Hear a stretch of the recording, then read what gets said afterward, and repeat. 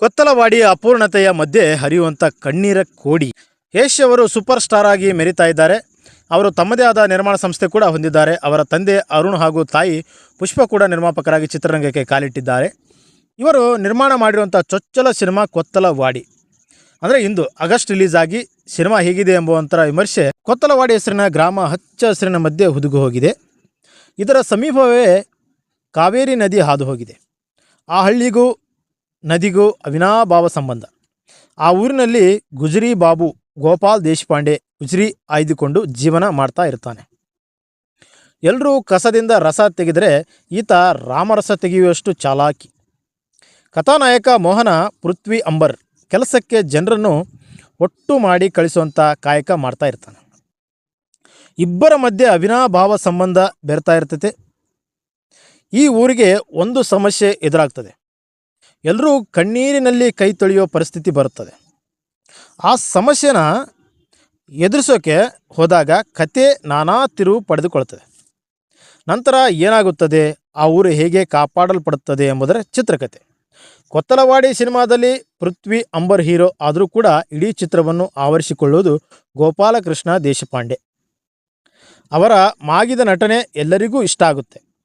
ಜನರ ಸೇವಕನಾಗಿ, ಕುತಂತ್ರಿಯಾಗಿ, ಅಣ್ಣನಾಗಿ, ಸಮಯ ಸಾಧಕನಾಗಿ ಹಲವು ಶೇಡ್ಗಳನ್ನು ಅವರು ಯಶಸ್ವಿಯಾಗಿ ನಿರ್ವಹಿಸಿದ್ದಾರೆ. ಅವರಿಂದ ಚಿತ್ರದ ತೂಕ ಹೆಚ್ಚಿದೆ. ಪೃಥ್ವಿ ಅಂಬರ್ ಅವರು ಕೂಡ ತಮಗೆ ಕೊಟ್ಟಂಥ ಪಾತ್ರವನ್ನು ಸಮರ್ಥವಾಗಿ ನಿರ್ವಹಿಸಿದ್ದಾರೆ. ರೊಮ್ಯಾಂಟಿಕ್ ಹೀರೋ ಆಗಿ ಮಿಚ್ಚಿದಂಥ ಅವರು ಈ ಚಿತ್ರದಲ್ಲಿ ಆ್ಯಕ್ಷನ್ ದೃಶ್ಯಗಳಲ್ಲಿ ಮೆಚ್ಚುಗೆ ಪಡೀತಾರೆ. ಇನ್ನು ಕಾವ್ಯ ಶೈವ ಈ ಚಿತ್ರದಲ್ಲಿ ಆ್ಯಕ್ಷನ್ ದೃಶ್ಯಗಳಲ್ಲಿ ಮೆಚ್ಚುಗೆ ಪಡೀತಾರೆ. ಕಾವ್ಯ ಶೈವ ನಾಯಕಿಯಾಗಿ ರಾಜೇಶ್ ನಟರಂಗ್ ಅವರು ಪೊಲೀಸ್ ಅಧಿಕಾರಿಯಾಗಿ ತಮ್ಮ ಪಾತ್ರಕ್ಕೆ ನ್ಯಾಯ ಒದಗಿಸಿದ್ದಾರೆ. ಇನ್ನು ಬಾಲ ರಾಜ್ವಾಡಿ, ಅವಿನಾಶ್ ಪಾತ್ರಗಳು ಕೆಲವೇ ದೃಶ್ಯಗಳಿಗೆ ಸೀಮಿತ ಕೂಡ ಆಗಿದೆ ಅನಿಸುತ್ತೆ. ನಿರ್ದೇಶಕ ಶ್ರೀ ರಾಜು ಅವರಿಗೆ ಕೊತ್ತಲವಾಡಿ ಎರಡನೇ ಅನುಭವ. ಇದು ತೆರೆ ಮೇಲೆ ಪ್ರತಿ ಹಂತದಲ್ಲೂ ಸ್ಪಷ್ಟವಾಗಿ ಕಾಣಿಸ್ತದೆ. ಚಿತ್ರಕಥೆ ಹಾಗೂ ನಿರೂಪಣೆಯಲ್ಲಿ ಜಾಳುತನ ಎದ್ದು ಕಾಣಿಸ್ತದೆ. ಇದನ್ನು ಮತ್ತಷ್ಟು ಬಿಗಿ ಮಾಡಿದರೆ ಸಿನಿಮಾ ಮತ್ತಷ್ಟು ಸುಂದರವಾಗಿ ಕಾಣಿಸ್ತಾ ಇತ್ತು. ಕಥಾನಾಯಕ ಹಾಗೂ ನಾಯಕಿಯ ಲವ್ ಸ್ಟೋರಿಯಲ್ಲಿ ಇನ್ನಷ್ಟು ಗಾಢತೆ ಬೇಕಾಗಿತ್ತು. ಇನ್ನು ವಿಧಾನಸಭೆ ಚುನಾವಣೆ ನಡೆಯುವಂಥ ರೀತಿ, ಮತ ಎಣಿಕೆ, ಶಾಸಕನಾದವನು ಇರೋ ರೀತಿ, ಪೊಲೀಸ್ ವ್ಯವಸ್ಥೆಯನ್ನು ತೀರಾ ಸಿಲ್ಲಿಯಾಗಿ ತೋರಿಸಲಾಗಿದೆ.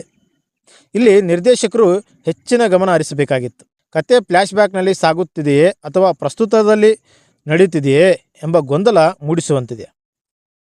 ದೃಶ್ಯಗಳ ಕಾಂಬಿನೇಷನ್. ಸಿನಿಮಾ ಮೂಲಕ ಏನನ್ನು ಹೇಳ ಹೊರಟಿದ್ದೇನೆ ಎಂಬುದರ ಸ್ಪಷ್ಟತೆ ನಿರ್ದೇಶಕರಿಗೆ ಇರಬೇಕಾಗಿತ್ತು.